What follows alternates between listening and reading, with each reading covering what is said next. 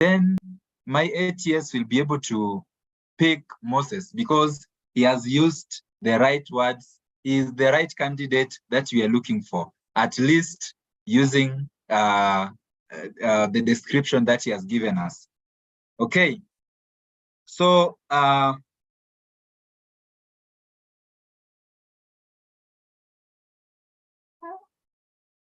let's get going.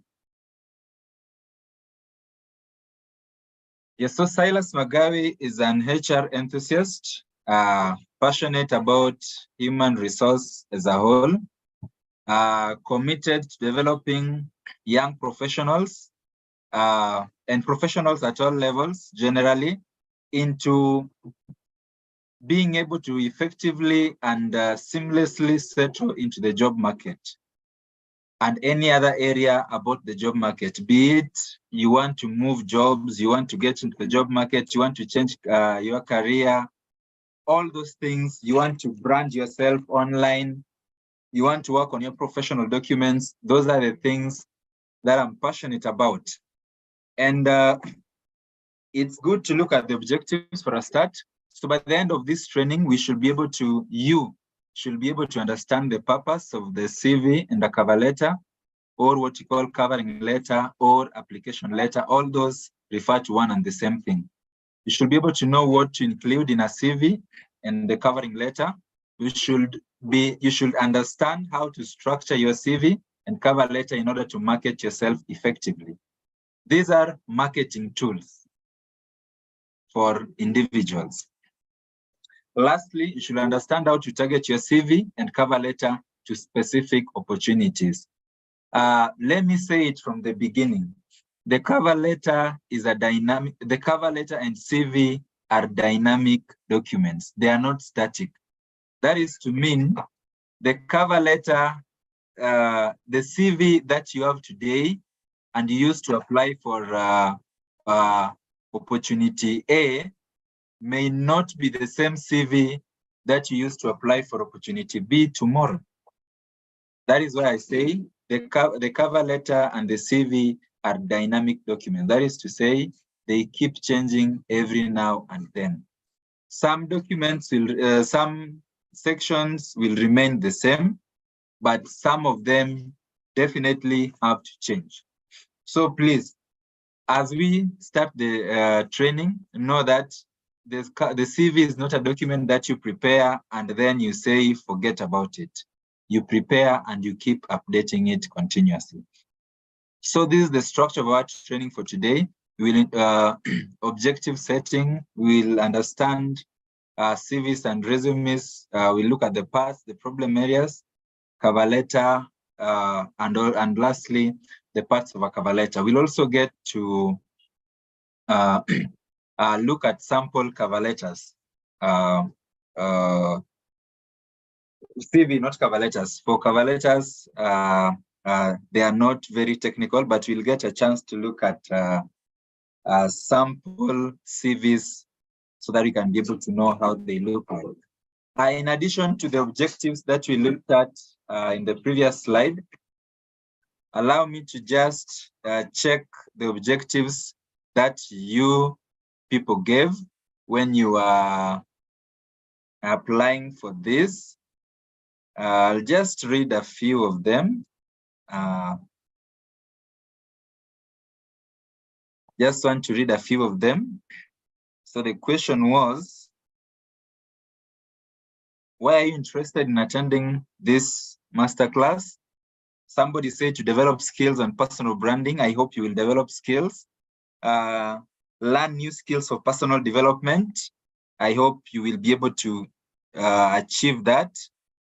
Another participant said to improve on knowledge and skills and sustainability, learning and improving on my skills. I want to add more knowledge on how to write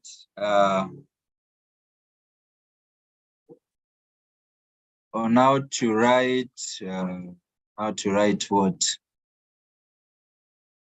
I want to add more knowledge on how to write a wonderful CV and also be a center of learning to others so that they can also write wonderful CV. I'm also interested in knowing how to set smart, clear personal goals that are realistic. Excellent. You should be able to achieve this by end of day tomorrow. To improve my knowledge on CV writing so I'll be able to catch the attention of employers. Excellent. Boost my skills and knowledge on CV writing, etc, etc. There are quite a number. I am trying to look for any unique objective from the team. But I think most of them are things that are within what we intend to do today. Okay, great. So we continue. We've looked at the training outline. And in case you have any question, kindly feel free to ask via the chat during the presentation. At the end of the training, we'll also have a session for getting your questions so that you can be able to respond to them. So put down your question on the chat box kindly, and I'll be able to respond to them as we continue. Riek, yes, the slides will be shared as you have, that is in response to your question. Would you mind putting it on the presentation slide? Yes, that's right. Now,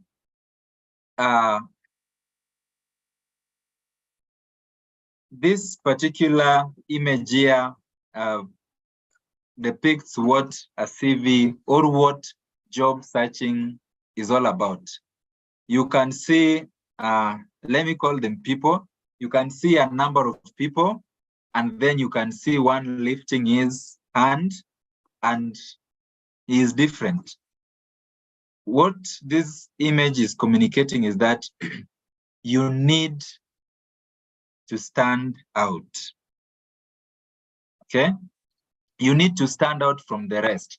That is what your CV, your cover letter, your LinkedIn, and every other thing that you share outside there should be able to communicate. The objective is to stand out from the rest so that in a crowd like this, people are able to notice that Michael is the best fit for this job, or Martha is the best fit for this job. That is the whole idea why we work on these CVs, by the way. Otherwise, we could just be sending random documents to employers. The reason why we work on them is because we want to stand out. Just last week, I advertised for a position of an accounts assistant. One person. And as at today, the applications were already over 200, and I need one person.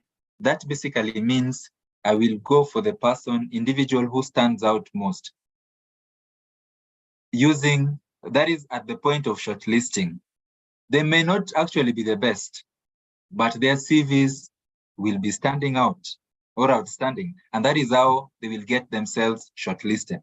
There's someone else who is very good, but their CV is not standing out, and that is how they will miss on being shortlisted, which is the sad reality of looking for jobs.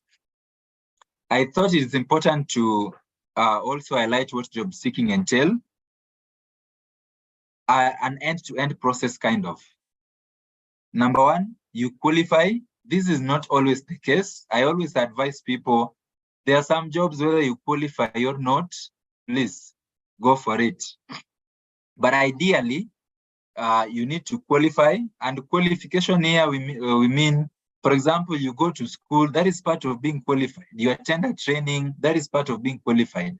You gain experience, that is part of being qualified. Once you are qualified, you identify an opportunity. Once you identify an opportunity, you express your interest. Expressing your interest is where the CV and the cover letter comes in. So expressing your interest is basically applying for the job. Then the next thing for you to do is to pitch. Pitching is attending the interview. Because when you attend the interview, what you do is you are pitching your service as a professional. Because they will ask you, why should we hire you? Or why do you think you're the best candidate for this job? And your answer basically is pitching. You are selling yourself verbally. The next one is to negotiate. In negotiating, you look at things like salary, working hours, the terms and conditions of employment, basically. This is part of the recruitment process, by the way. Don't be afraid to negotiate for better terms. If they work Monday to Saturday and you want to be left to rest on Saturday, this is the point where you negotiate. Once they give you an offer, you now negotiate. And after getting the job, you need to maintain the job, right? Some of the challenges you people will encounter or are encountering in finding jobs are highlighted here. These are pretty straightforward. People lack experience. People don't know how to ace it in interviews. I've done thousands of them, and most people fail at this stage of interview. Some people, they start fidgeting. Some people, their English is rounded off to the nearest mother tongue. Some people, they can't just put their words together. There's no, they're not coherent in how they communicate. We also have branding yourself. As I said, you need to stand out from the rest. Some don't get interview invitations. We have limited opportunities. For example, I was looking for one person, I got 200 applications. That tells you that young Kenyans are more than the opportunities that are available. As employers, you also have a tendency of not getting back to candidates, and they end up being frustrated. We also have automation, and this is a serious one. And nowadays, you people have ChatGPT, AIs, and so sophisticated systems, so that the jobs that were being done by people are nowadays being done by machines. And therefore, people are being rendered jobless. You can imagine pre-COVID, people used to meet physically. Just imagine what goes around in physical meetings. People will eat, people will sit, people will write, people will need probably a projector, etc., etc. All those have been reduced to what we are doing right now. The physical ones, people will travel, and so many things. So you realize that an organization that hired 10 drivers probably has reduced them to 5 because they don't move a lot. They do their things via the internet. We have rise in referral hirings. Referral hirings is where, for example, somebody tells me I need an operations manager. I don't advertise the position. I ask my networks, because I have networks. I ask them, I'm looking for a good operations manager. Kindly send their CVs to my WhatsApp. And I get 10 CVs. I interview first, second round. I narrow it down to 3. I recommend one. You realize that position will be filled without any advertisement. So those are some of, so while you are there waiting for advertisements, positions are being filled left, right, and center. And that is why, on a different note, I always say, make sure you have professional networks. Let's talk about the CV. I want us to watch this short video, and then we continue.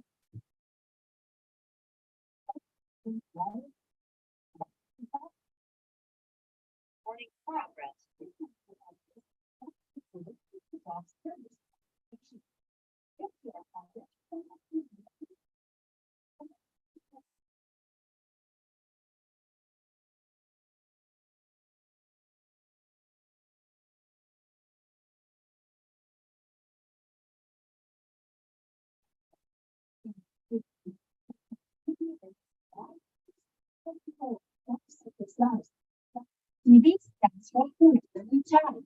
This is the story of the life. America, as TV is normally resume, and TV is information such as personal data, work experiences, qualifications.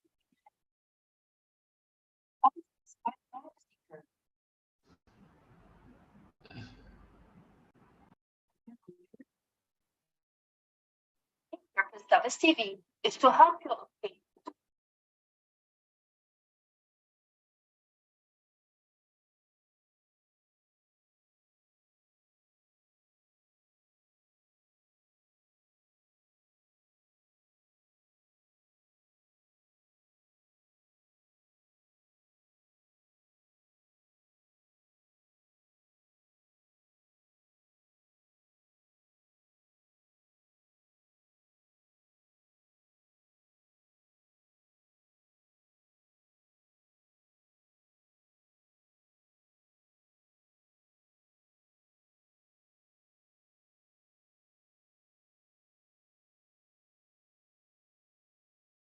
Uh,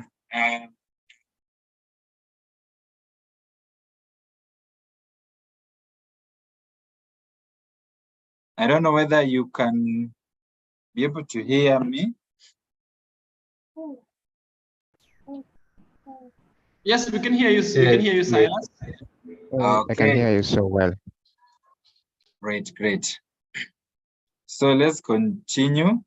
In this particular, that particular slide, I'll be able to explain. But basically, why do you need a CV? You need a CV because your CV is your selling point. You realize that your first interaction with a potential employer does not involve seeing you face to face. Employers don't meet you physically at the first instance. Actually, by the time they are meeting you physically, most of the time they already have made some kind of judgment about you based on your CV. So that means your CV is the first person that we see before we see the real you. And therefore, it means the CV helps you as a professional to market yourself to a potential employer, even without physically presenting yourself. Now, there are three types of CVs. The first one is what you call a chronological CV. And a chronological CV is where you list your qualifications and your experiences and every other thing in a chronological order. For example, you have personal details, profile.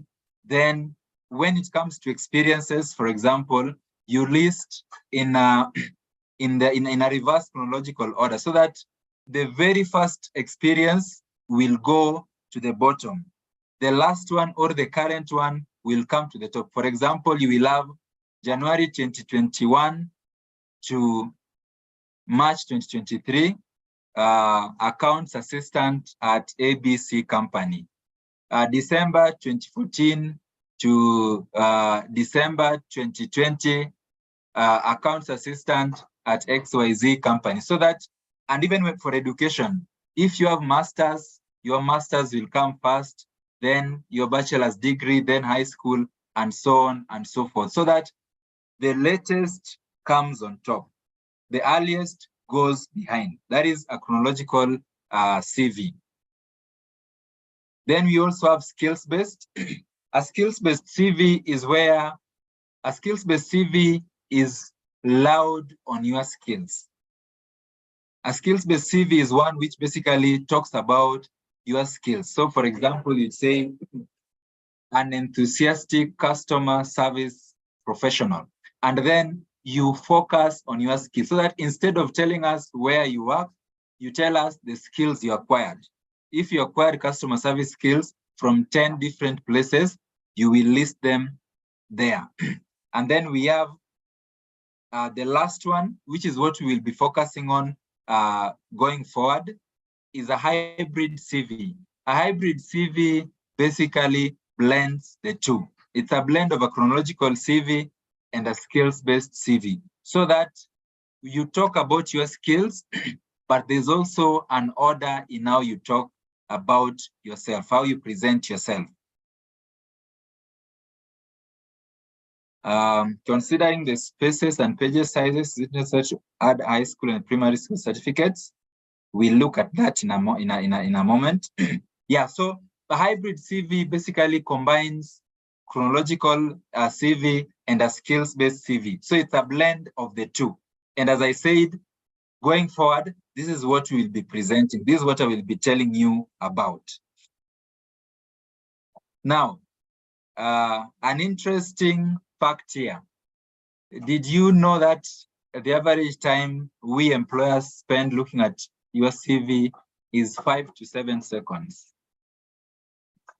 Your well done CV, the one you did in 2 weeks, we skim it in 5 to 7 seconds. Of course, the average now is 6.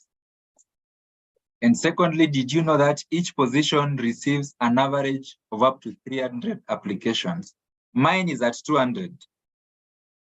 300 applications, 1 position. And if you think of these things, then you need to be serious about your curriculum vitae.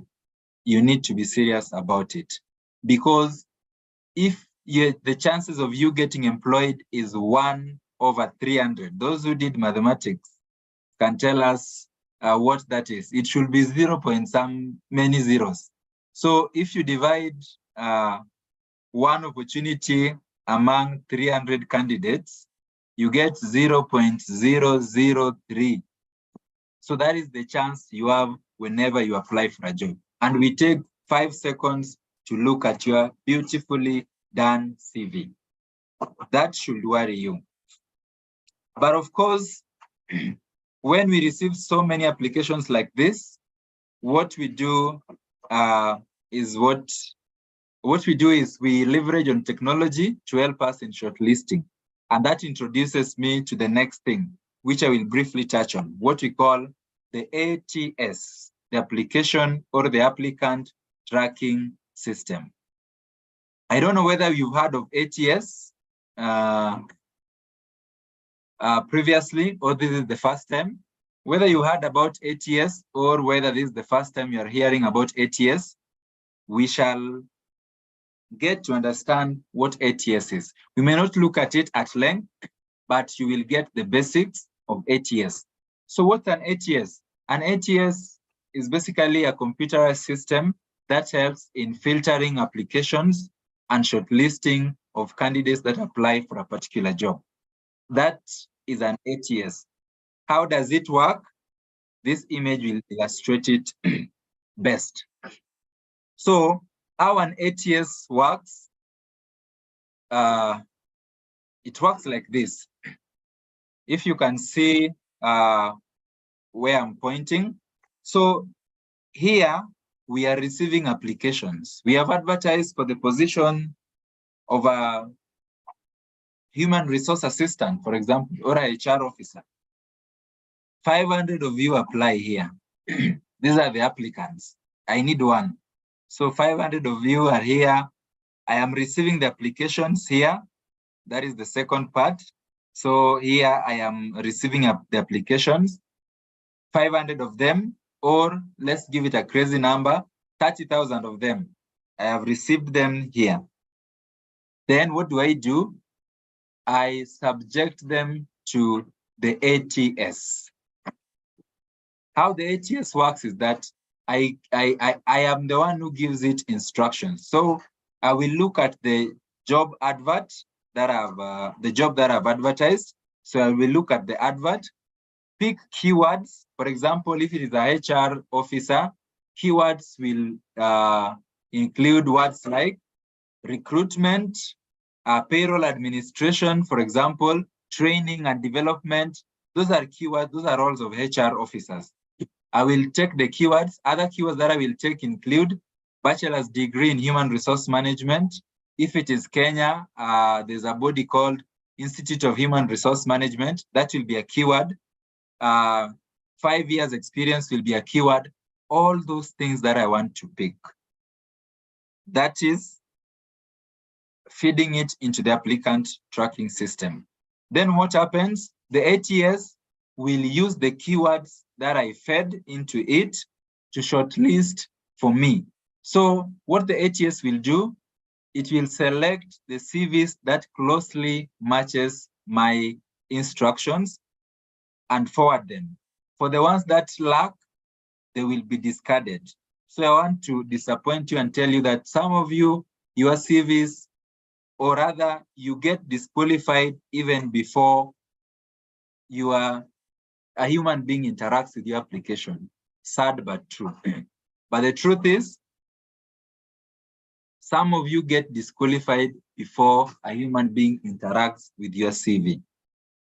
And that is something which, and that is why I said your CV is a dynamic document, so that the one you used to apply for a position last year is not the same that you used to apply for a position this year. Or you may be applying for for jobs today, but you can actually use 2 different CVs to apply for those 2 different jobs within the same day.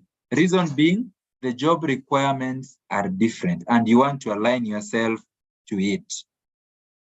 Okay? Then once the ATS shortlists, that is when now you get to the point of interacting with a physical human being. So you realize that from the 30,000 CVs that were sent, the ATS can narrow it down to even 30 or less.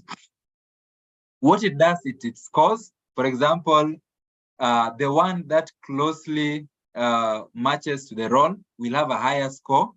So in the similarity index, that will be ranked first, followed by the others until we get to the ones that they can't even be.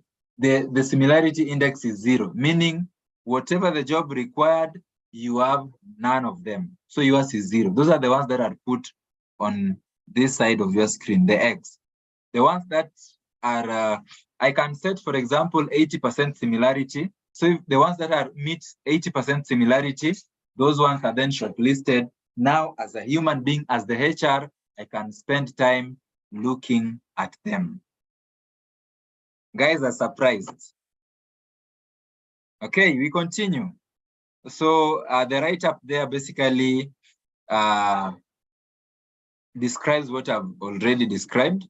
So the ATS is an electronic gatekeeper for employers, and it scans the content of a CV for specific keywords, and then it determines whether you are the best fit. So how do you align your CV to ATS? Because this should be something that is worrying people, especially after being scared. Number one, let's mute. Bida, you can help me in muting those who are unmuted. Number one. I am doing that. I'm doing that. Never worry. Great. Number one, select the right file type. The best file type for applying for a job or sending your CV is PDF. You can imagine applying for a job with, I don't know, for those who are tech savvy, there's an extension called .text.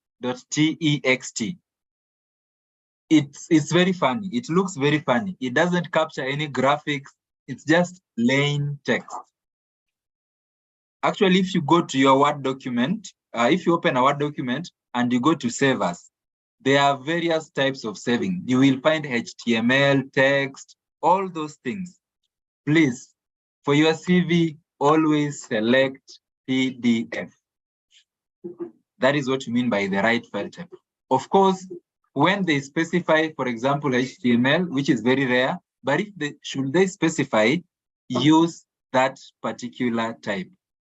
Always follow instructions. If they want it in Word format, save it or select the right type. That is the first thing.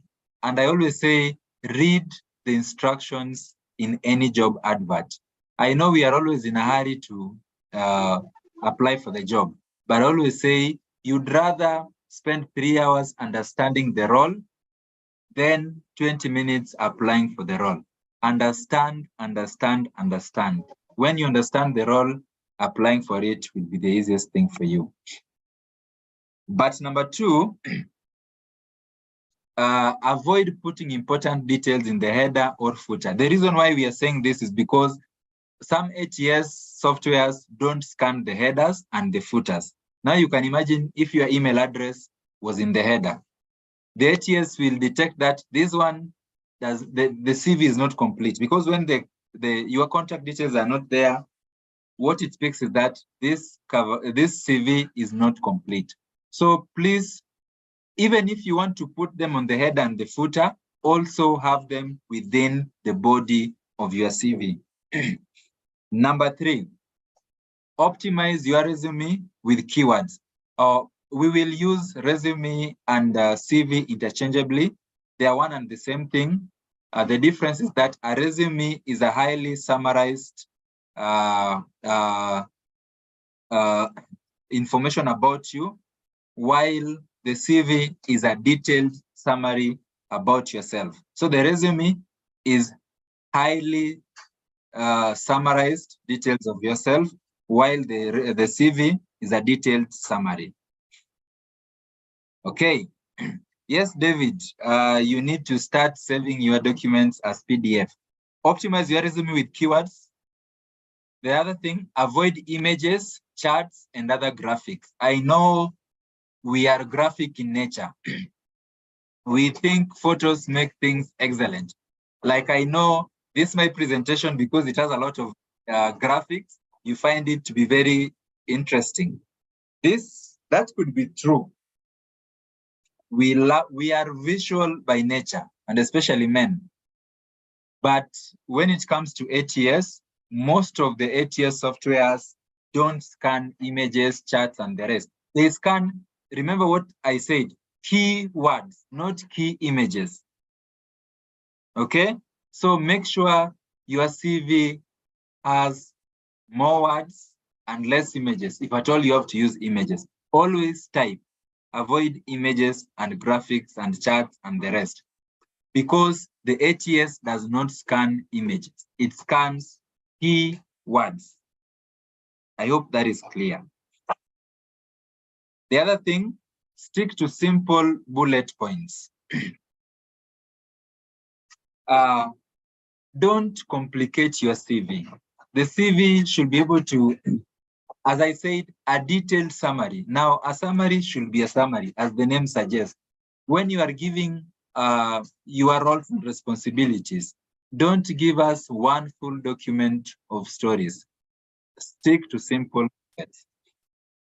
And lastly, use a clean resume design with a clear hierarchy. What I normally say is this. It's good to customize your CV, but you need to be wise and get to a point where you don't overdo.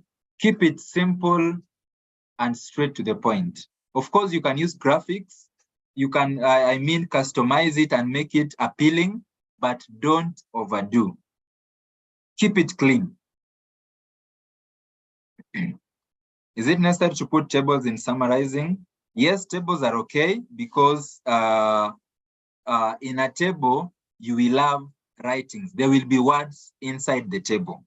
So tables are okay. Now, I want us to look at the sections of a CV, and this is for an entry-level professional. Of course, as you move, you realize that it will change. So kindly note that this is for an entry-level professional. The first thing, your personal information. And under this, stick to your name, your contact, your phone and email, and your postal address. Don't talk about your gender. Don't talk about your religion. Don't talk about your age. Don't put your photo, etc., etc., etc. Do you know why we are saying that? Is because as HRs are also human beings. We tend to have our own biases. For example, let me give you a funny example. There's a HR who is a lady who has an affair with the boss. They are hiring for the position of an executive assistant to the boss, a PA. And this lady is the one shortlisting. Remember what I said, the lady has an affair with the boss. So the lady has interest. And then my good friend here called Joy. My good friend Joy happens to be very appealing to the eyes. She is beautiful. She has everything that everyone wants. So remember, Joy will be attached to the CEO, and the HR has an affair with the CEO. And Joy decides to put a photo in her CV. So what happens is that the HR, while shortlisting, looks at Joy's image and says, hey, this one will give me competition. The fact that she will be working with the CEO and I have interest in the CEO, Joy will take my place. Because she's very beautiful, I will not shortlist her. And just like that, Joy will not be shortlisted. Not because she's not qualified, but because of her appearance. She is now a threat to the HR. And as I said, HRs are also human beings. Or the HR is a Muslim. And then they are hiring for a HR assistant. Most of the time, the HR would want to work with somebody probably they can talk about their religion together with, and then you apply there and say you are a Christian. Just by putting that, the HR may be biased and decide to select a Muslim. But now you see, when you are applying for a job, you don't know whether the HR is a Muslim, you don't know whether it's a lady, you are just placing your application. That's why we say, stick to your name, contacts, and your postal address. Number 2, entry-level profile summary. In summary, who are you? Who are you in summary? And number 3, what is your objective? So for the experienced people, the two are combined into one. But for an entry level, sorry, these are different sections. So for the profile summary, in a nutshell, who are you? Who is Silas in a nutshell? And under career objective, what are your career objectives as a professional? What are your career objectives? It's important for you to know those areas. Number 4, your key skills. What are you skilled in? And here you need to include both the soft and the technical skills. What I mean is, soft skills are transferable skills. For example, customer management. Those are things you don't need to go to school to learn. You don't need to go to school to learn about being a team player. Something like integrity, you don't need to go to school to learn how to be a person of integrity. Those are soft skills. And then we have now technical skills. For example, if you are an engineer, there's that thing they normally use to, in road construction, the one they look at, I don't even know its name. That's how technical it is. Now, for you to be able to read that thing, you need to go to school, by all means. For you to be able to use Sage for the accountants, I believe QuickBooks, you need to go to school. Now, those are technical skills. Have a blend of the two. The other one, work experience. And under work experience, include the month and the year, the position and the firm. Below that, give a summary of the roles. Give a summary of the roles. Take note, summary. Your roles may be 15. Just give a summary. After the summary, go to the achievements. Now, under the achievements, use the SMART technique. Can somebody tell me what SMART is?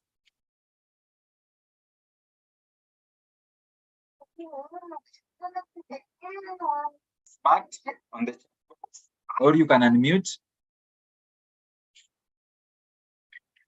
The first one is specific. Yes, Solomon. Solomon, you can give us. Yes, it is specific, measurable, achievable, realistic, and time-bound. Thank you, Solomon. Well put. That is what SMART is. Your achievements should be SMART. They should be specific. They should be measurable. They should be measurable means you should be able to quantify. For example, if you improved customer satisfaction, by what percentage? They should be achievable, please. They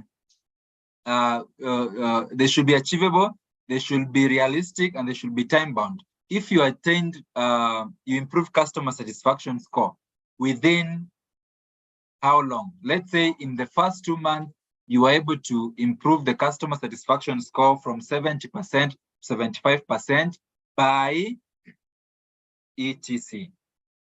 So work experience. Number 6, academic qualifications.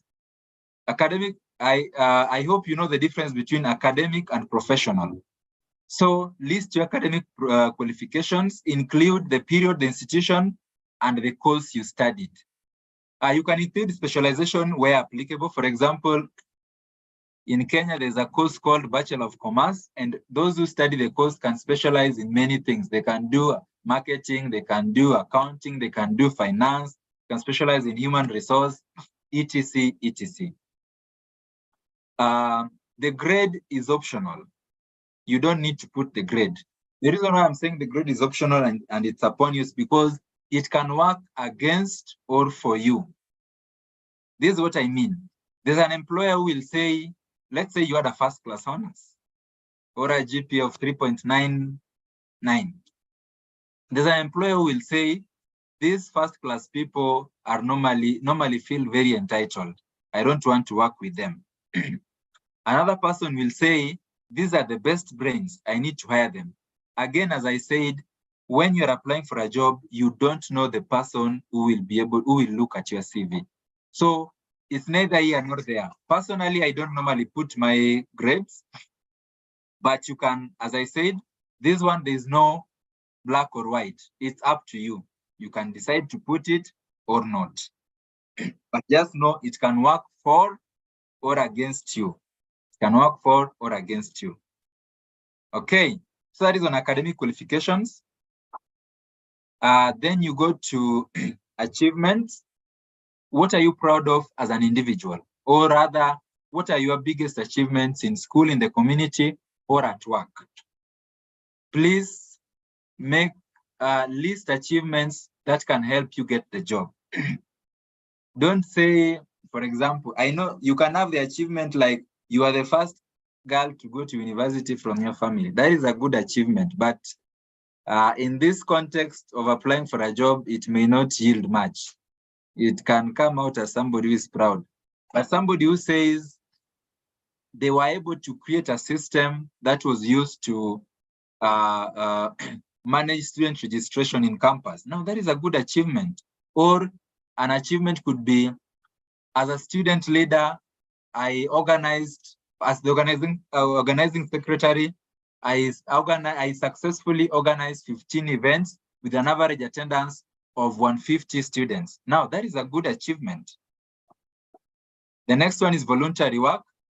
For people who are starting out their career, voluntary work is very important. Leadership positions. Are you a leader? Demonstrate your leadership here. Include the period, the institutional organization, and the positions that you held. Details are not necessary. Just say 2015 to 2017, organization is Juba University, position class representative, Bachelor of Economics class. That's enough. Lastly, referees. Referees have these 3 types. Academic, that should be your university, depending on the level that you are, should be the latest certificate that you have. So if you're doing your degree, that should be your university lecturer or college tutor. If you're in high school, that should be your high school teacher. So have one academic referee, have one who is a professional referee. Doesn't have to be your colleague or a current boss, can be somebody you have worked with. Professional. In case you don't have any work experience, you can have 2 academic. And then include a social referee. We don't advise you to include your relative. The reason we don't advise you to include your relative is because sometimes they tend to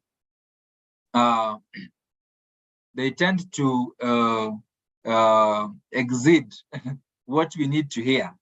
To an extent, let me say, sometimes they lie to us.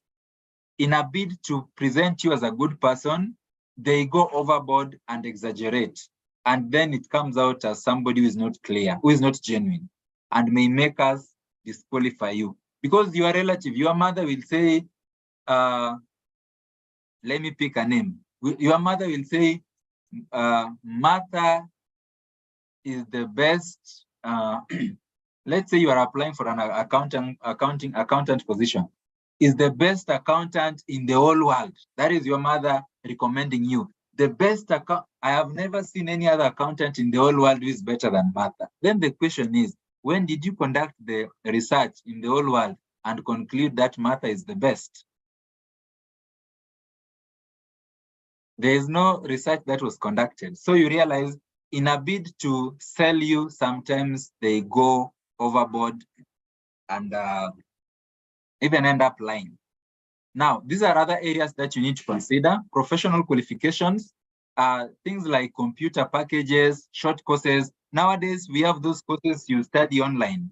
You know, those sites, the ones that we use for personal study, EDX, Udemy, all those, FutureLearn, LinkedIn Learning, those ones are professional qualifications.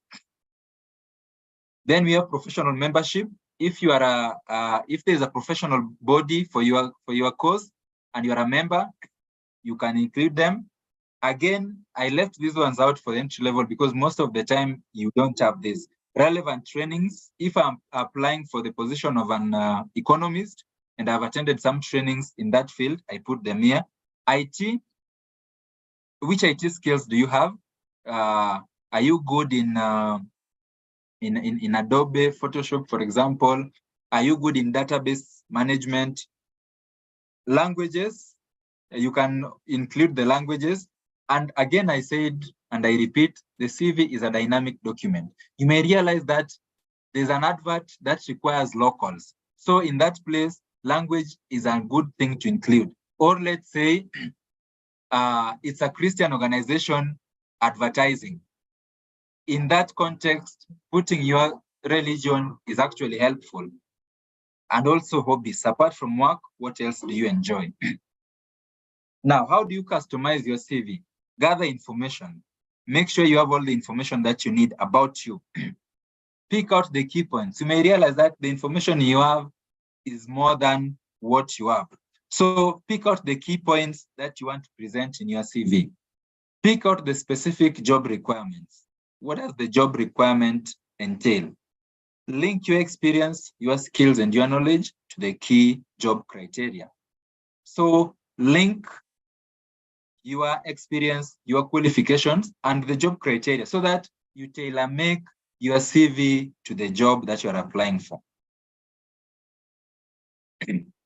Now, we have some problem areas in CV writing, and I want us to very quickly look at them before we are almost winding up with the CV.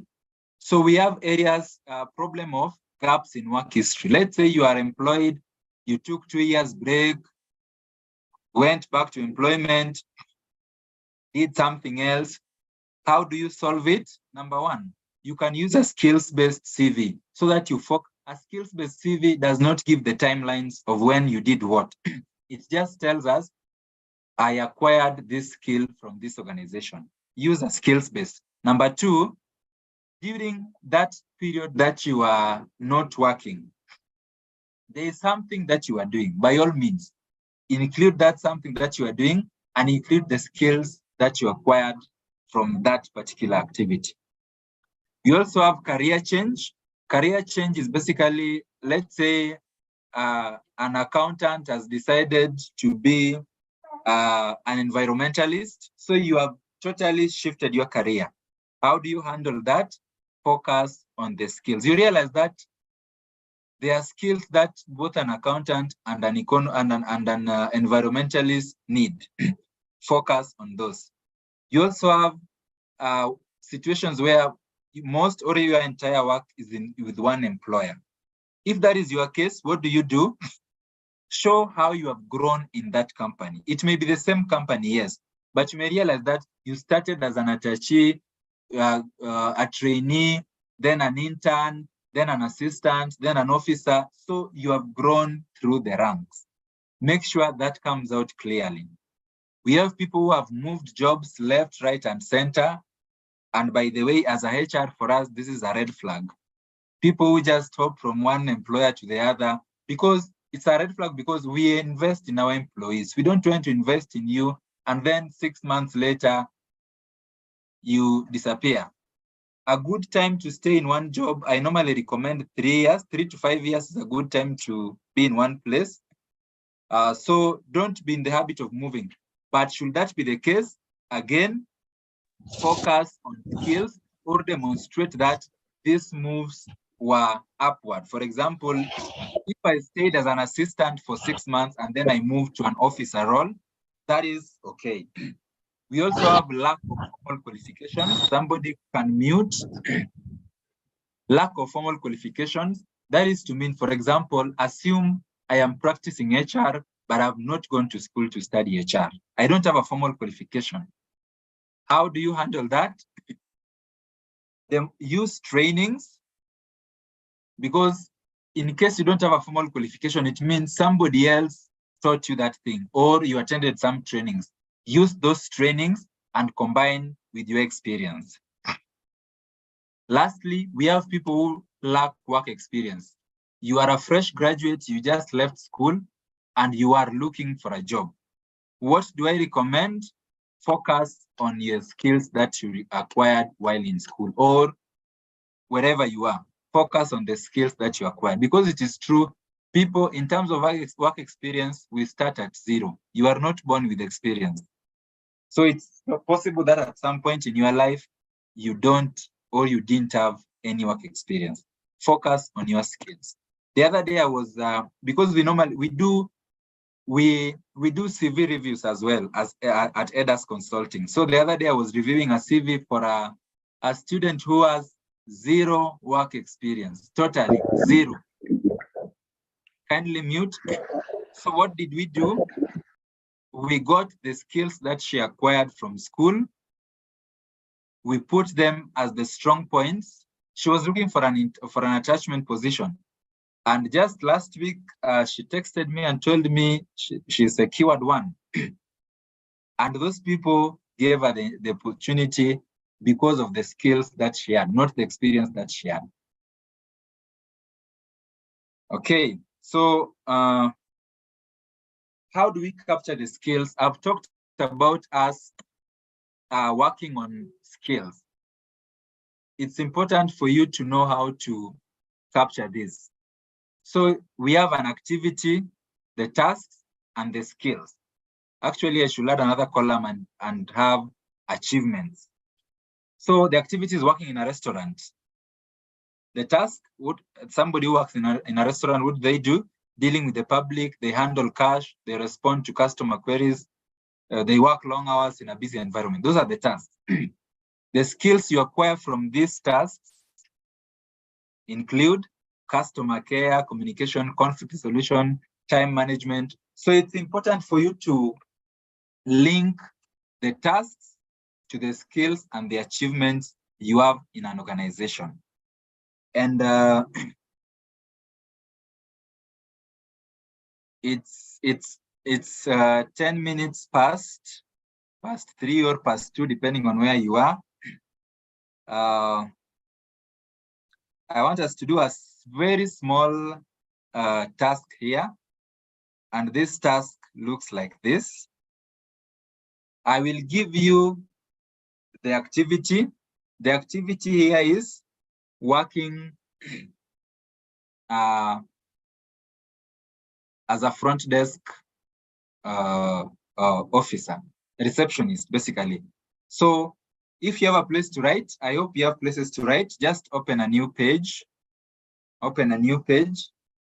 draw this table, but have 4 columns instead of 3.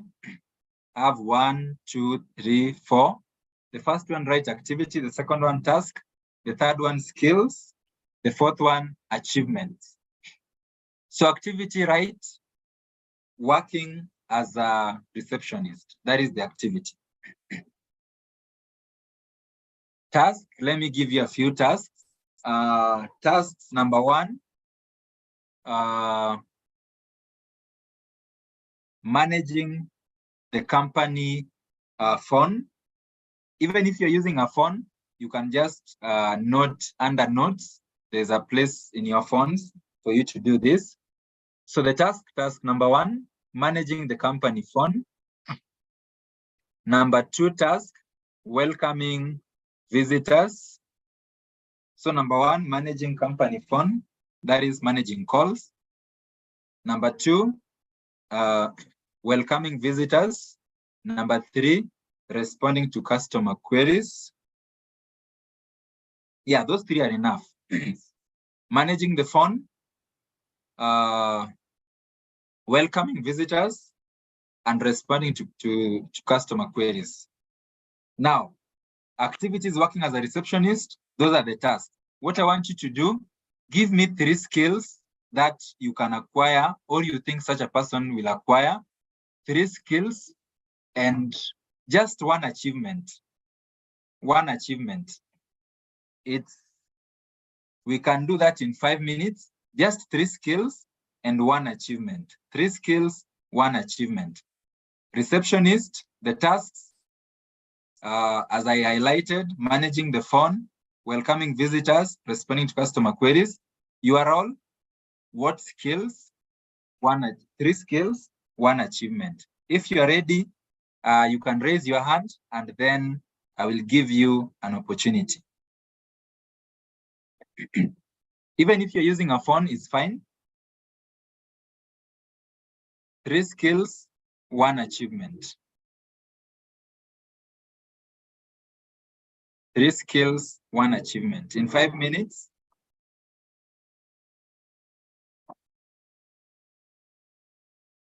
It should be by show of hand, right?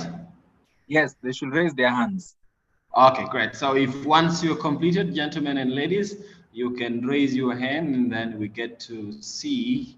Yeah, it's always good to use this learning by doing model. It's pretty good. So you can demonstrate what you have gained. Yeah, I see some people writing in the chat box. Let me just read some of the comments from the chat box. Meanwhile, you can also raise your hand and speak. Yes, Will do it. Yes, Will do it. Can you hear me? Yes, yes, yes. Can you hear me? Yes, over to you. We can hear you. You can proceed, please. Okay, thank you so much. You were saying the skill, huh? One Yes, of the 3 skills that I skills. can acquire through that work is one of the skills that I can acquire through that work is number 1. It is a customer service skill, and problem solving skill, and then the other one is decision making skill. I think these are 3 skills, and then my achievement would be maybe I was promoted from that work to a more senior position because the demonstration has received several positive feedbacks on me.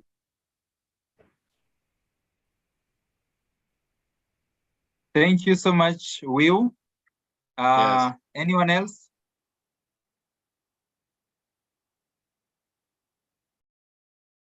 Yes, Solomon. Solomon, you can go, please.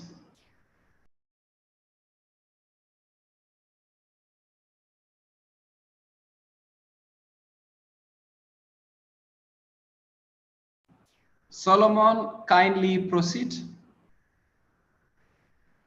Okay. The skills will be communication, team spirit, customer care. Then the achievements will be got an award as the best receptionist of the year. Excellent, excellent. Straight and to the point. Moro Moses, you can go, please. Moro Moses, please proceed. Yes, I think I have suggested 3 skills here. That is, the persons will have good communication skills, and the persons will also be patient. And then there should be that element of proactiveness, because you might be receiving a lot of calls at the same time. Those are the 3. And then the achievement may be, if you are a good person in your place or at the position, and then we should realize an increased number of customers, because we are dealing with customers. Thank you. Lastly, we can now. Okay, lastly, we have Kidam. Kidam, is that how your name is pronounced? Over to you.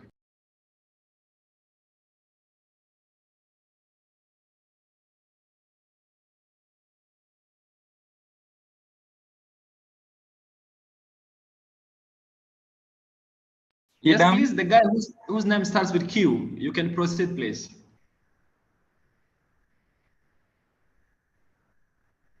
Okay, looks like he might not be getting us. Silas, you can proceed, please. Okay, we can proceed. Thank you guys for contributing. I actually love how you've answered. Perfectly put. I'm just checking on the chat box what people included: skills, communication, teamwork, customer care, skills, achievement, completing tasks within the time frame, and being promoted. Okay, the skills are perfectly well: decision-making, problem-solving, communication skill, customer relations, all those. Now on the achievements, basically, what I'm asking is, what stands out, what can be attributed to you during your time as the receptionist? What is this thing that you did that you want to be remembered for? Something that stands out, or something that is significant. For example, if you are awarded the best receptionist, it basically means your work stands out. So that's an achievement. So that is how you capture, you link activities to the tasks, to the skills, to the achievements. And that means if you are applying for a job as a receptionist, for example, let's say the job is a receptionist, and the job will have the tasks, the JD, the job description. Now, your role as a professional or as an applicant is to find the skills. Most jobs actually say the required skills, which is okay. But in case there are no skills, ask yourself, for a person who is responding to customer queries, what are the skills that they are most likely to get? Put them in your CV. What are the achievements that I have that are related to these roles? For example, if their role is managing the phone, what could be an achievement there? You could say the turnaround time of responding to customer queries. You could say you enhanced it by 60%. How? By, you see, as a front office person, sometimes you go to the various departments, have a set of the FAQs, the frequently asked questions, the ones that you know customers mostly like asking. So that instead of when a customer calls, you tell them, just hold a second, then you call the line manager and ask, what do we do with procurement when somebody wants to collect their check? You get the questions beforehand, the most asked questions, and you write the answer somewhere, so that when somebody asks, how do I go about collecting my check? Instead of calling the back office to get the answer, you just answer them right there and then. And that way, you realize that you reduce the time taken to respond to customer queries. Thank you so much, Peter Gloria. Lovely, lovely, lovely. David Calesto, lovely. Thank you so much. Peter, Moses, Daniel, beautiful. This is a good class. Now, the 5 C's of writing your cover letter. Number 1, be clear, be concise, be complete, be consistent, be current. Full stop. 5, be clear, organized, and logical. We don't expect to see referees at the top of your CV. And be logical. Use English that makes sense. Be concise, relevant, and necessary. For example, if you studied procurement in Yale University, I'm not sure whether there is such a university like that, Juba University, that's the one I know. If you studied procurement in X University, all you need to do is to say 2017 to 2021 at Juba University, bachelor's degree in procurement. Full stop. Don't say between the years 2017 and 2021, I was a student at Juba University, where those stories are not necessary. Be complete. Complete basically means include everything that you need. Be consistent. Don't mix styles or fonts. If you decide to use font size 12, be consistent. Current. It is 2023. Let your CV read 2023, please. Now we have best practices. These are pretty straightforward, so I will just rush through them so that we can have time for questions. For the ones that you are printing, stick to A4 size paper. You can imagine printing your CV on C5 size paper or A3. I don't know whether you know A3. A3 is twice of A4. Again, for the hard copy, print on high quality printer and paper. I don't know whether you know how the printers, when the toner is low, they leave some black spots on papers. You can imagine you are applying for a job. We know you don't have money, but please just spare a few coins and do quality work on the printer. Avoid unnecessary details. I already said that. Print on one side only. Make sure that all your facts, your figures, your dates, your addresses, and company names are accurate. Please work on your CV, redo it again and again. Make sure it's accurate. Ensure spelling and grammar is checked and double checked. Always check your grammar, word for word. And nowadays, you don't even need to do the hassle of doing it yourself. We have so many softwares for doing that. You have Grammarly, we have, I don't even know the others. But these are things, even Word itself can assist you in this. But just to be sure, check over and over again. The reason I'm saying that is because, let's say you wanted to use the word here, this one here, but instead you wrote here. You realize English will pick those words are correct, but the context is wrong, and that makes the word to be wrong. That's why I say, do it yourself. The CV is about 2 to 3, 4 pages. That should not take you a lot of time to check. Mind the length. Now, for the CV, I want us to understand this about CVs. Number 1, there is no right or wrong format of a CV. There is no universally accepted format that you can say, now from today henceforth, this is how your CV should look like. You will realize that I am an employer. I can get 50 CVs and all of them are different, and it is okay. CVs are about preferences. What you prefer may not be what I prefer. And therefore, as a recruiter, what I'm concerned with is the details, not the outlook and the rest. Now, for the length, this is what I recommend. For an entry level, 2 to 3 pages is sufficient. For the established ones, 3 to 5 pages is sufficient. Again, take note that... Professor. Sorry? For professionals. For professionals, I mean established. Let's say people who are experienced. Let's say you have 5 years experience, 10 years experience. You definitely have more to capture. So your CV should be 3 to 5 pages. You have attended trainings, you have gone to school and added knowledge, compared to an entry level who probably the only thing they have is the education and the skills and the referees. So thank you. 2 to 3 pages is okay for entry level.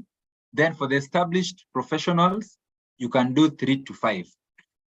But now for the academicians, let's say you want to be a lecturer, lecturers or professors, there's one we have in, we had, because it's the late, there's one we had in this country called Kenya, whose CV was 91 pages. I will actually find it and share it with Bida to share with you, because it's online. For him, he's an academician. It's allowed, because why is it 91? He has attended hundreds of conferences. He has written hundreds of articles and all those.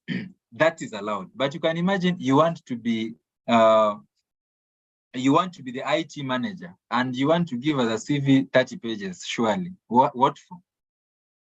Yes, 91, David. Believe you me.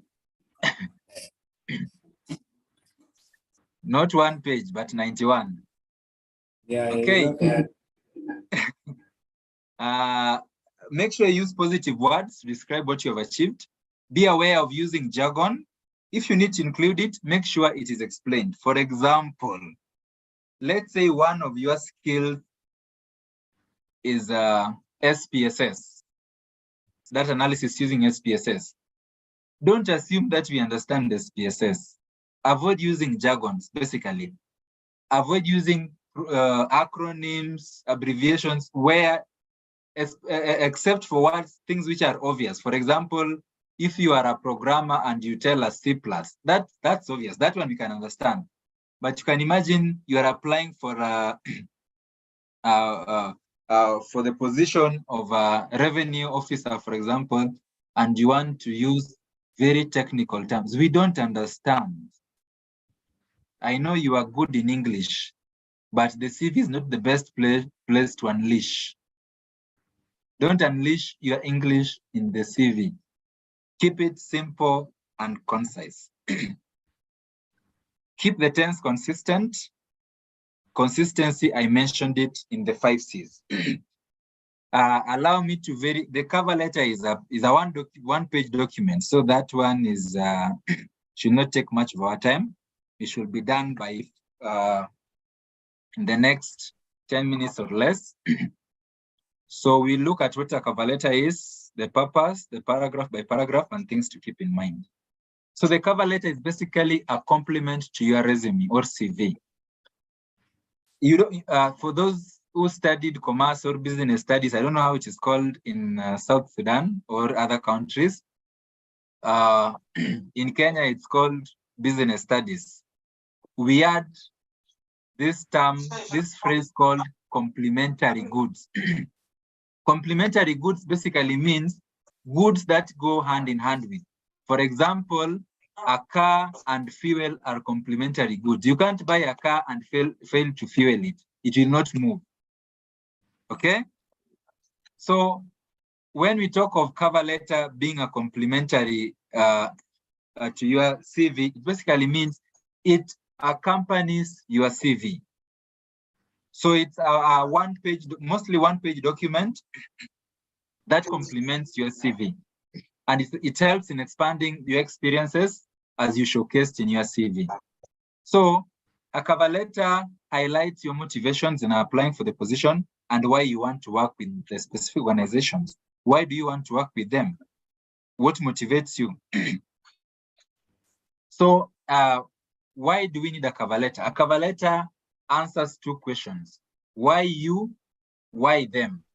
EDAS is recruiting for the position of a risk management officer, and you are applying.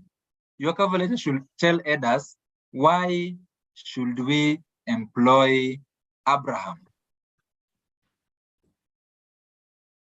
And also, your cover letter should answer the question, why is Abraham interested in being employed at EDA's consulting services? That is what basically the cover letter answers. Why you and why them? Now you being the individual. Why you? Focus your attention on your most relevant and compelling qualifications. What value will you bring to the organization? Why you? What value will you bring? Not what you will get. What will you bring? Why you? Why them? Be sure to include a sentence or a paragraph on why you want to work with them in that particular organization. Talk about them. Talk about them. Talk about yourself, value addition. Talk about the employer. Why do you want to work with them? Somebody to mute Rachel and Philip.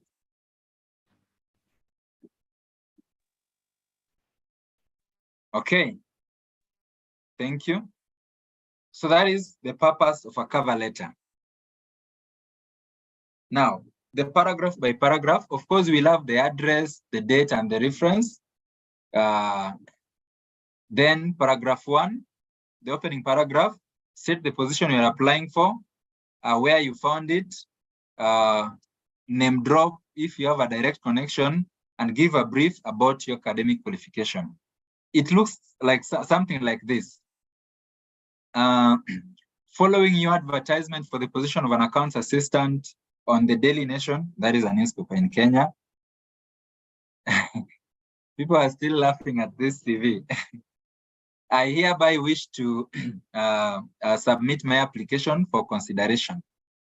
I am a finance professional with 5 years experience. etc, etc. That's the opening paragraph. Second, talk about your experience. My current and previous roles have included invoicing, connect. Now, the experiences you should connect to the JD, the roles that they have advertised. Paragraph 3, talk about the skill set. What skills are required for accountants? Talk about them. And paragraph 4, sign out formally. So you reaffirm your qualifications and interest in the position, and you could also offer to follow up with the employer. So basically, that is the cover letter for you, paragraph by paragraph. Best practices, we looked at best practices for CV. We looked at best practices for the cover letter. Number 1, keep it short, 3 to 4 paragraphs. Number 2, be concise. Number 3, focus on your achievements or strength. I don't expect you to talk about your weaknesses in a cover letter. You will talk about it in the interview. Relate your letter to the job and company. Make sure we can see you in that company, okay? And number 5, customize the cover letter to the job. Customize, customize, customize. This is like a chorus. Number 6, avoid cliches or sweeping statements like the one I gave, the example I gave of saying you are telling us that I am the best engineer in Africa. That is a cliche. That's a sweeping statement. How did you conclude that you are the best? Who told you?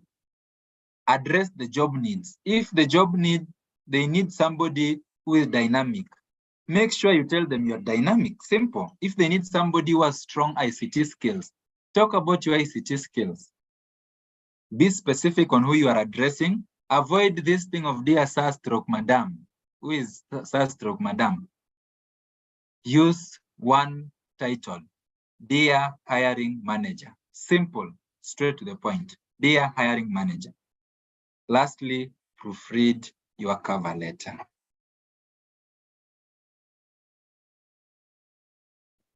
Thank you so much. I can see we have 35 minutes passed, so we have 25 minutes. I like keeping time, and I want us to use these 25 minutes to, number 1,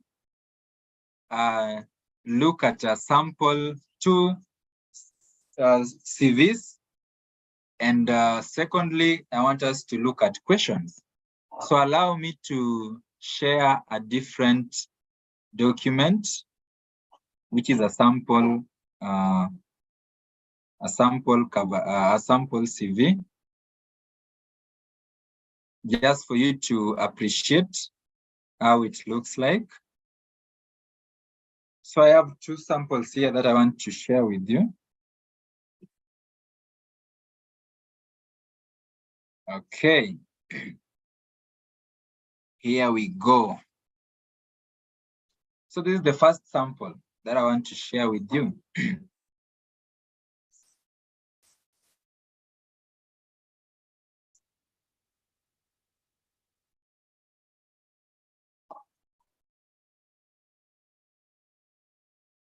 Now, this one is this is the CV of somebody who we will see their level.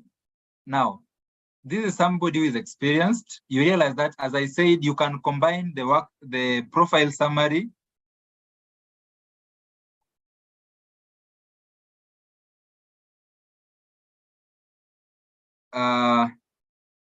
the difference between CV and resume.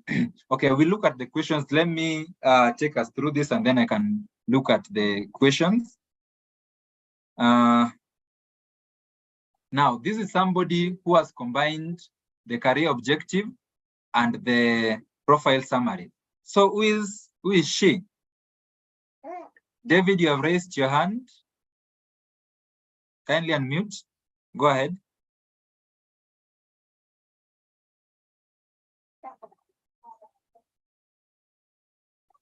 Okay. David, I would suggest that you proceed, and then any other issues will be discussed after you finish. Just to maintain the flow. No worries. So I am the employer. This CV has been shared with me. So what will I look at first? The summary, this one. I will read a results-driven and client-focused professional with a successful track record in building and nurturing strong, long-lasting relationships. I am already impressed. etc, etc, etc. Then I am poised to make a significant and positive impact on the organization's growth and reputation. This one is very enticing, isn't it? Now, that is the summary. Then I go to the core skills. Remember, this is a distinguished client relationship professional. So let's look at their core skills: customer-centric approach, conflict resolution, strong communication skills. And you realize that they have been explained. Relationship building. I thrive in nurturing long-term relationships with clients, going above and beyond to ensure their satisfaction. By proactively engaging with clients and maintaining open lines of communication, I create a loyal customer base. Come to think of that, even if you're the employer, I am impressed. By the way, this one this is what was done by EDAS Consulting. So this is a sample of our work, by the way. Then let's go to the work experience. As I said, give a summary of roles and explain the achievements using SMART. So the roles, of course, this person had more roles than this, but the reason why we don't focus on the roles is because roles are generic. I can assure you, what the customer service rep does in Kenya is what they do in the USA, is what they do in Finland, is what they do everywhere. So don't focus on the roles, focus on the achievements, because for the achievements, they are unique. Even two people doing the same work cannot have the same achievements. So let's look at this, for example. Consistently met company targets by effectively communicating expectations to the team and providing regular updates on progress. Through proactive communication, I ensured 100% target achievement rate for 2 consecutive quarters. Another excellent one. etc. Now, those are the roles, the achievements. Then you continue. This one is has a number of them. Then, of course, you don't have to include everything. Once you've included the relevant ones, you can go to other notable experience. That means Those are also part of the experience that you have, but you don't want to give the details. Talk about voluntary work. Talk about the reason why these ones follow each other is because this is work. Let me start from the top. This is work.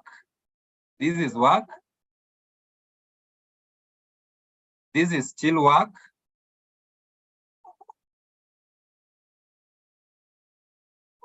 This is still work. This is still work. So all that is under work experience. Then you come to academic qualifications. Sometimes you may have professional qualifications, then certification, relevant trainings. If you've attended a training that is relevant, you put it here. Leadership positions, because this is somebody who's heading a department, interest and hobbies. And lastly, referees or references. So this is a CV sample that is 5 pages. Remember I said 3 to 5 pages for them that are established. So this one is 5 pages, perfectly okay. And this one is ATS compliant.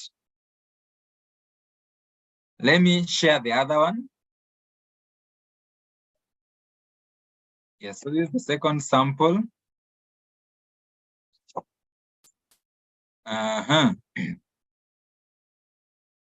This is the second CV sample. The details, this is the name, as I said, the address and your contact, your phone number and your email. Profile summary, this is for a records management professional, a diligent and detailed-oriented records management professional with a proven track record of efficiently handling and organizing company records. etc, etc, etc. Perfectly summarizes this profession. Then you go to the key skills. You see, we have a combination of both. This is a technical skill. This is a soft skill. This is a technical skill. This is a soft skill. etc, etc, etc.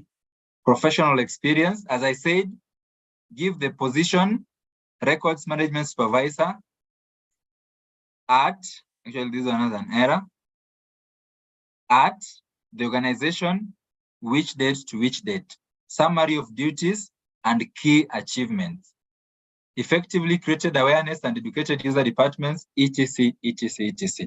There are quite a number, but I believe you are able to see them. You go to the other one, position, where, when, to when. The key achievements. Come to education. Now, this one does not have other notable achievements or voluntary work. You go to the education background.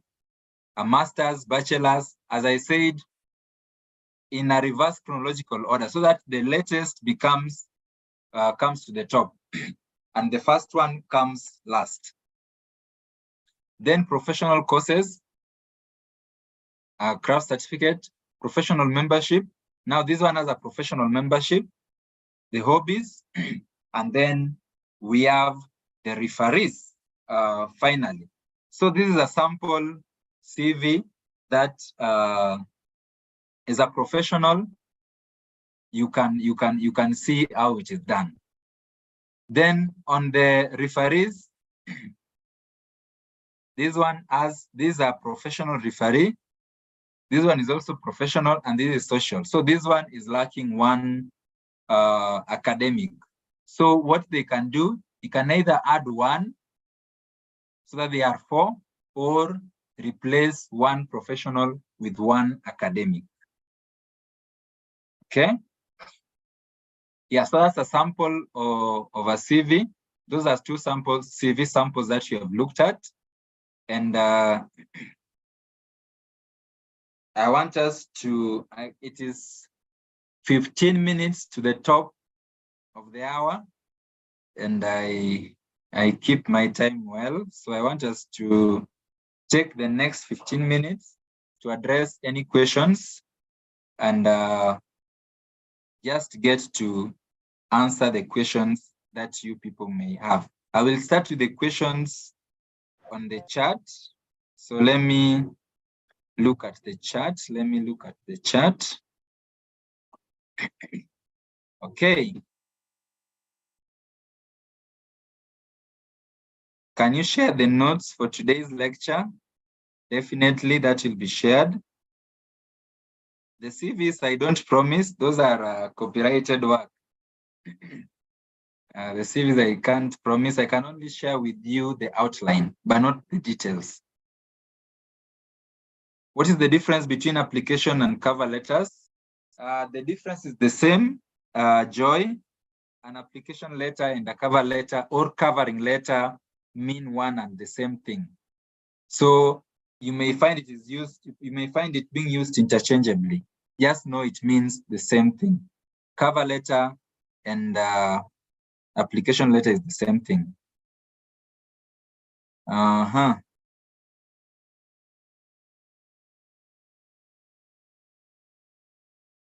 Can you? I'm checking questions. Yes, on the salutation, as I said, I can see Dan has repeated. Always say, if you're not sure about the gender or the name, always it is safe to say, dear hiring manager, not dear sir stroke madam. Keep the questions coming. We will also have a chance for you to ask your question. So you don't have to put it on the chat box. What is the difference between CV and resume? Now, I said this earlier, probably James, you are not in. I said the CV is a detailed summary of your skills and qualifications and experiences. The resume is a highly summarized version of your skills and qualifications and experiences. So the difference comes mostly in length, where the resume is highly summarized. It's mostly one page, but the CV is a detailed summary. One is a high-level summary, the other one is a detailed summary. That is from James. Dan is asking, I haven't heard well where you said we should write in Word and save document. Oh, okay. So this is what that response meant. When you are typing out your CV, we expect you to use Word, Microsoft Word, or whichever Word application you are using. So you type it using Microsoft Word software. But when it comes to the point of saving it and sharing it, go to Save As and then select PDF. That is what was meant.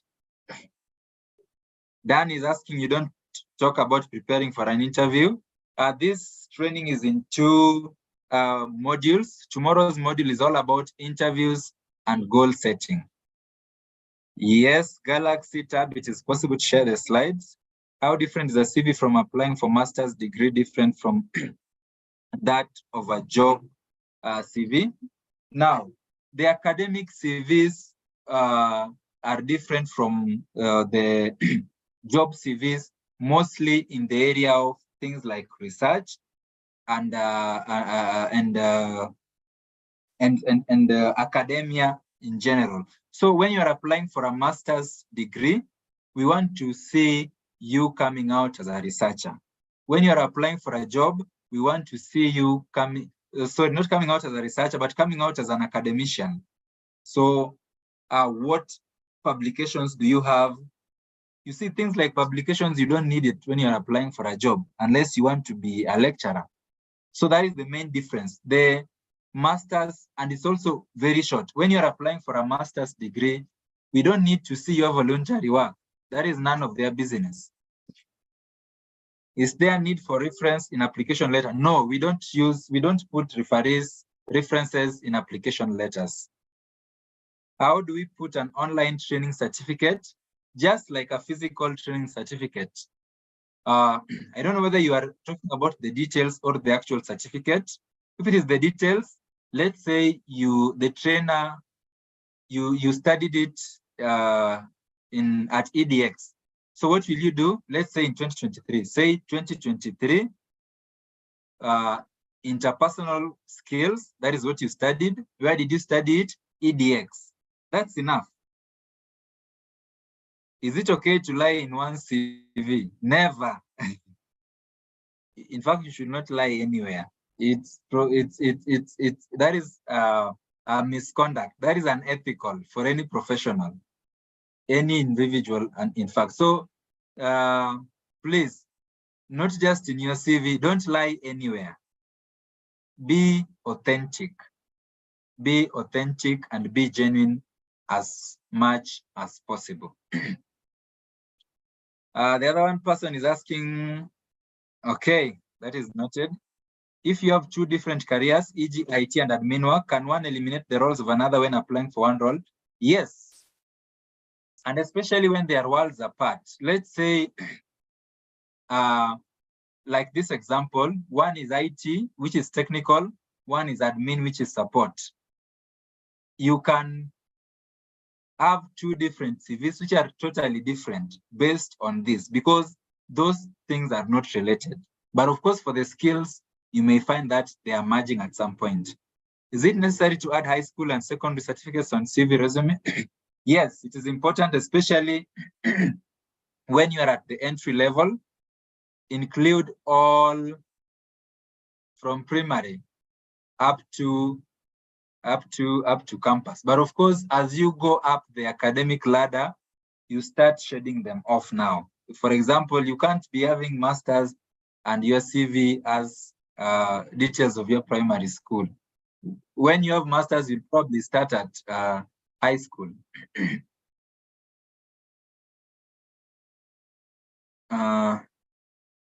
Is it good to give out a CV for proofreading?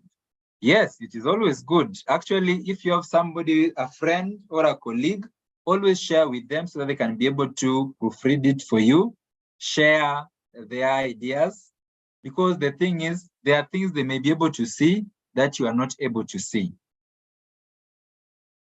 South Sudan, Hillary is asking, can one say reference in application letter? Yes, you are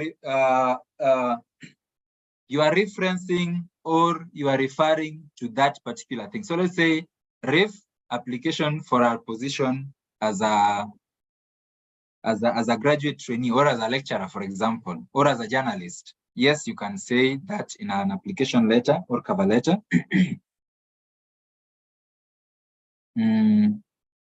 Other organizations request CV of only 3 pages, but you find yourself with the 10 pages CV. In this case, what can we do? Remember what I said. If you have 4 hours to apply for the job, spend 3 of them understanding the role. And understanding the role includes even understanding the application instructions. So kindly, if they are saying 3 pages, in as much as you are very wordy, kindly summarize to 3 pages. And how do you do that? Only include what is necessary.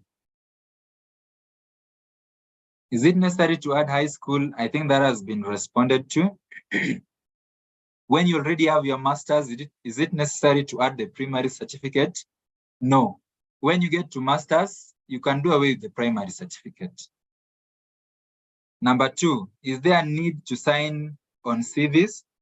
This is also a common practice, but it's not mandatory. There are people who sign their CVs. It is allowed. There are people who even certify and say, I confirm that this is a true reflection of my skills and qualifications, signed, dated, signature. Those are fine, but it is not okay. I mean, as an employer, I cannot eliminate you just because you didn't sign your CV. And also, I cannot eliminate you because you signed your CV. Those are what I said earlier, personal preferences. If you prefer yours signed, well and good. If you prefer it not signed, also well and good. So I leave it to you.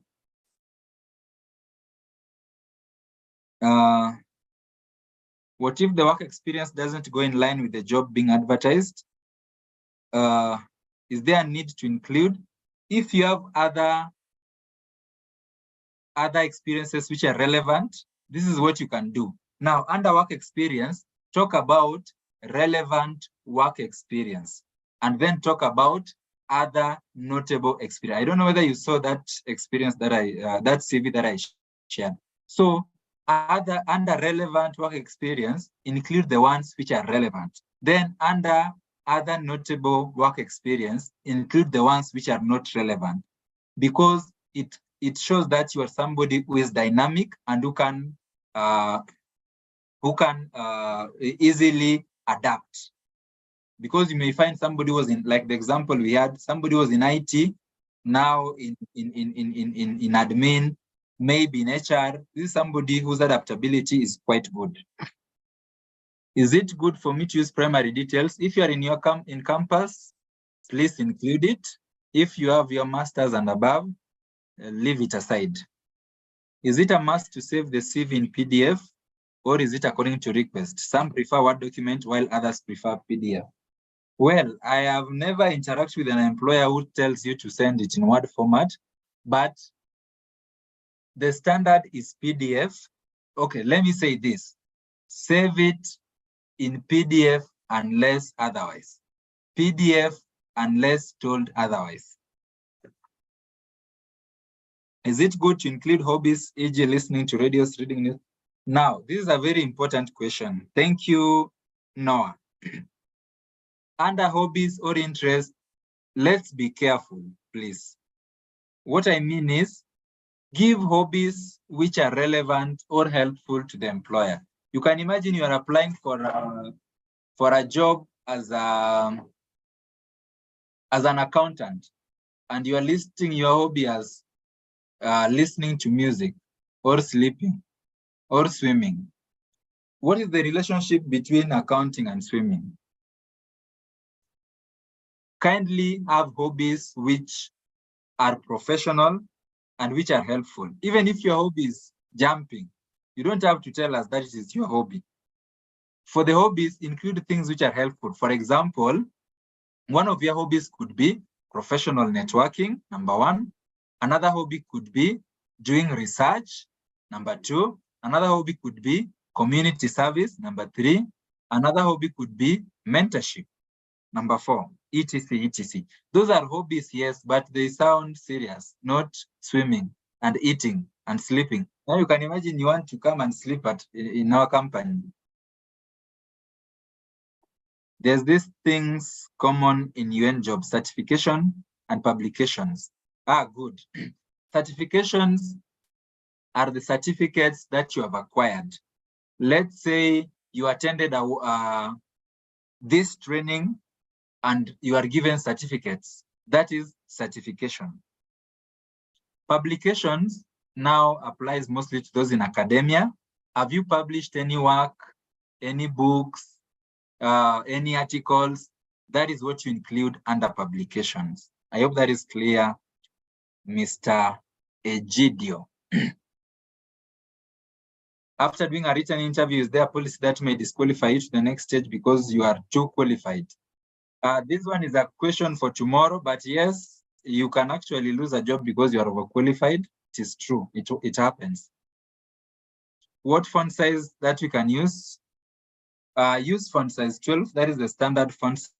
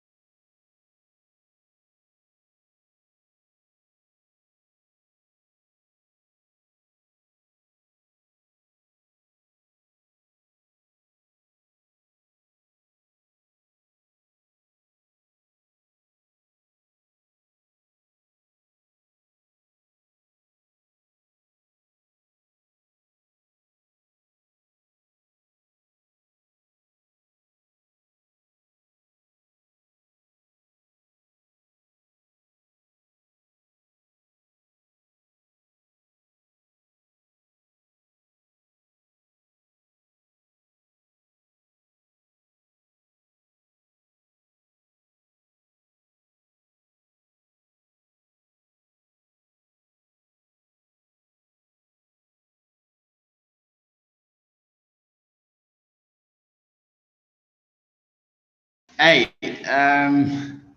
looks like we lost Silas. Looks like we lost Silas due to bad internet. We hope that he Yes, Silas, is that you with SN? Okay, we hope that he bounces up, but technically the session has ended. He was just responding to a few questions. I will just stop recording. Yep, I'll just stop recording.